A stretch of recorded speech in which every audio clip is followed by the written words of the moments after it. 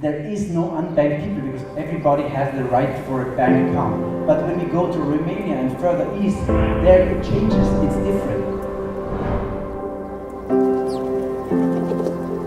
What I call to verify, to show the public that how a blockchain can actually be more stable, more transparent compared to ICOs as already noted. Knowledge is a very big problem. Everybody understands what is ICO, everybody understands what is blockchain, but what really is blockchain? What really is ICO?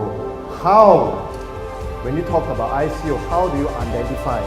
Interestingly, this project is not only a financial project, it's not a revolution for the financial side, for the financial sector, it has a clear political message. Once a content is time-stamped, we know these creations belongs to who, created when, created at where, whereby nobody will doubt about your creation. Cryptocurrencies banning the unbanked is really not a problem in Switzerland, to be honest. We have payment systems, we have credit cards, everyone has several bank accounts, so it's not an issue at all.